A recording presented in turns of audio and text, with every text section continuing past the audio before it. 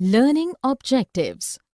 After completing this module, learners will be able to describe how the Gurjara Pratiharas, Rashtrakutas, Palas, Cholas, and Chauhanas emerged in the Indian subcontinent after the 7th century in the Indian subcontinent. Describe and understand how the new order transformed the lives of people through wars and taxation. Describe the rise of Chahamanas or the Chauhans, who ruled over the region around Delhi and Ajmer. Describe the rise of Muhammad Ghazni. Describe and understand the way Cholas came into power and reigned for a long time, expanding their territory. The emergence of new dynasties. The 7th century saw many big landlords and warrior chiefs in various parts of the continent. The existing kings recognized them as their subordinates or samantas. The duties of samantas towards their overlords included bringing them gifts, attending their courts, providing them military support. As the clout of the samantas grew, they declared themselves Mahasamanta or Mahamandaleshwar, lord of a circle or region. There have also been instances of Mahasamantas asserting independence from their overlords. Danti Durga, a Rashtrakuta chief in the mid-8th century, is an example. Initially a subordinate to the Chalukyas of Karnataka, he claimed independence from them and founded a kingdom of his own in the Deccan.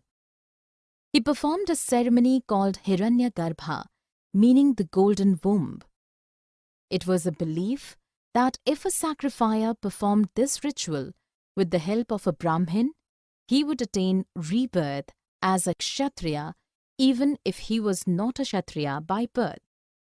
There are also examples of men like Kadamba Mayura Sharman and the Gurjara Pratihara Harichandra who were Brahmanis, but they gave up their traditional profession, adopted the Kshatriya status, and used their military skills to establish their own kingdoms in Rajasthan and Karnataka.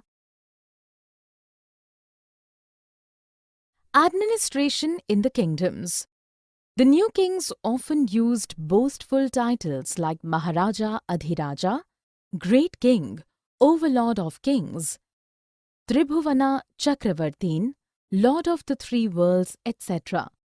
Despite being so prideful, they shared powers with their samantas, peasants, traders and the brahmanas. To obtain resources, these states often persuaded or forced producers like the peasants or cattle keepers to hand over a part of their produce to the state. Sometimes, produce was collected as rent by a lord since he owned the land. Similarly, revenues were earned from the traders. The Chola inscriptions talk about more than 400 different kinds of taxes. A tax called vetti was not charged in cash but in the form of forced labor. Kadamai or land revenue was also imposed. Taxes were also charged for thatching a house, using ladder to climb palm trees, or pay a cess on succession to family property. These resources were used to finance the king's establishment, build temples and forts, fight wars to obtain more wealth by way of plunder and gain access to more land and trade routes. Usually, members of influential families were appointed as officials to collect revenue. These positions mostly would be hereditary. In the army too, the close relatives of the king held key positions. Prashastis and land grants. Prashastis are detailed accounts of how the rulers wanted them to be glorified. They wanted the use of words like valiant, victorious warriors, etc. for themselves. These accounts may not carry much truth. However, Prashastis were composed by Brahmanas who on and off helped in the administration. The Brahmanas in return were rewarded by the kings by a grant of land. It was recorded on copper plates and given to the one who was received land. A Sanskrit Prashasti found in Gwalior, Madhya Pradesh, eulogized Nagabhata, a Pratihara king, as to how he, even as a prince, could bring the kings of Andhra, Sendhava, Sindh, Vidarbha, part of Maharashtra, and Kalinga, part of Odisha, now Odisha, to their knees. He emerged victorious in war against Chakrayuddha, the ruler of Kannauj, the king of Vanga, part of Bengal, Anartha, part of Gujarat, Malava, part of Madhya Pradesh, Kirata, forest peoples, Turushka, Turks, Vatsa, Matsya, both kingdoms in North India. A long Sanskrit poem giving detailed history of kings who ruled over Kashmir was composed by an author, Kalhana, in the 12th century. He gathered information from inscriptions, documents, eyewitness accounts and earlier histories to compose the poem. In contrast to other writers of Prashastis, he has also criticized the rulers and their policies. Warfare for wealth. The ruling dynasties, though based in a specific region, attempted to display their power in two ways. 1. Trying to bring more areas under their control.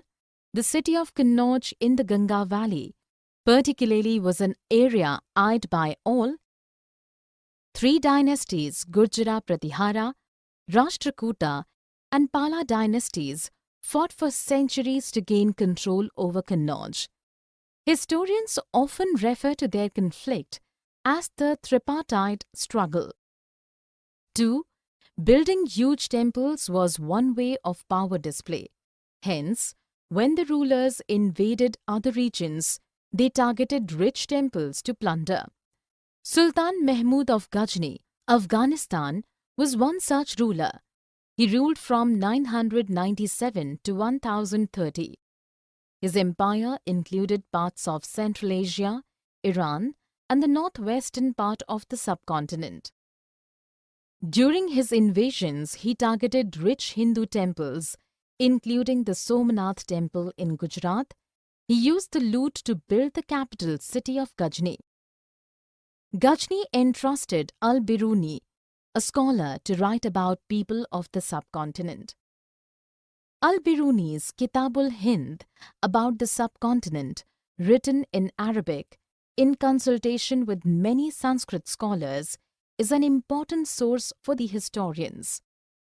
Other rulers engaged in warfare were the Chahamanas or Chauhans. They ruled regions around Delhi and Ajmer. Their attempt to expand control to the west and east were countered by the Chalukyas, Gujarat, and Gahadawalas, western Uttar Pradesh.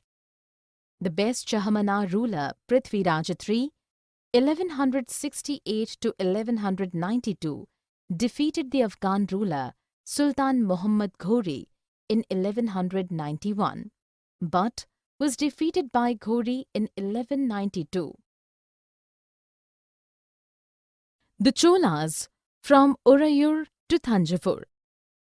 Muttarayyar, a minor chiefly family having control over the Kaveri Delta, was subordinate to the Pallava kings. Vijayalaya, who belonged to the ancient chiefly family of the Cholas from Urayur, militarily took control of the delta from Muttayyarayyar in the middle of the 9th century. He built the towns of Thanjavur and a temple dedicated to goddess Nishumbhasudini there. Vijayalaya's successors expanded the kingdom in terms of size and power both. They annexed the Pandyans and Pallava territories to the south and north to their kingdom. Rajaraja I occupied the throne in 985. His conquest over most of the regions around made him the most powerful Chola king. He also reorganized the administration of his empire. His son Rajendra I followed in his footsteps and conquered regions as far as the Ganga Valley, Sri Lanka and countries of Southeast Asia. He also developed a navy for these expeditions. The Cholas, temples and bronze sculptures. Huge temples built by Raja and Rajendra in Thanjavur and Gangaikonda Cholapuram are known for their architectural and sculptural splendor. Chola temples often became central to the habitation that grew around them. The temples also became centers for craft article production. Temples also owned land gifted by rulers and other rich people. The produce of this land was used for the upkeep of all the specialists who worked at or lived near the temple. This class included the priests, garland makers, cooks, sweepers, musicians, dancers, etc. Not just worship, the temples were a hub of economic, social, and cultural life. The superior craftsmanship of the Chola period reflects in its bronze sculptures, considered to be the finest in the world. Though most images are those of deities, some are of devotees too. The Cholas' agriculture and irrigation.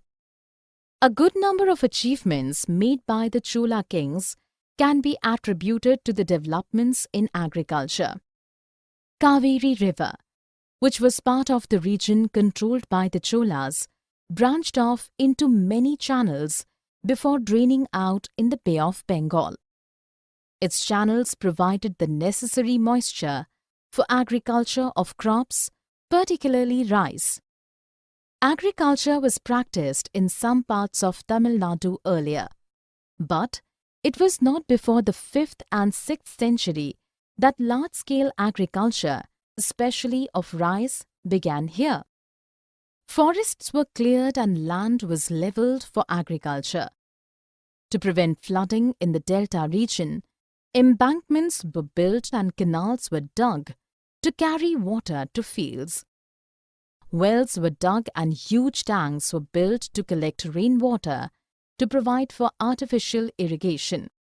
A majority of new rulers and villagers took active interest in organizing labor and resources for irrigation, maintaining sources of artificial irrigation, and taking decisions regarding sharing of water.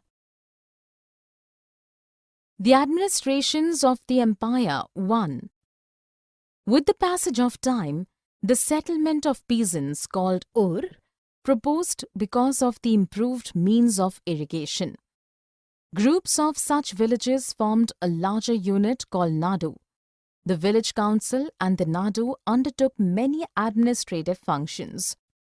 The Chola kings honoured some rich landlords with the titles like Muvin Davelin, a villein or peasant serving 3 kings, Arayar, chief, etc. They were also given important offices of the state and the centre. The Chola kings gave different kinds of land grants. Brahmadaya or land grant to a Brahmana was one of them. It was recorded on copper plates and given to the receiver of the land. The Chola kings permitted the Brahmanas who received a land grant for the following. The receiver of land could collect taxes from it. He could also collect taxes imposed by judicial officers as fines, tax on betel leaves, on woven clothes and vehicles.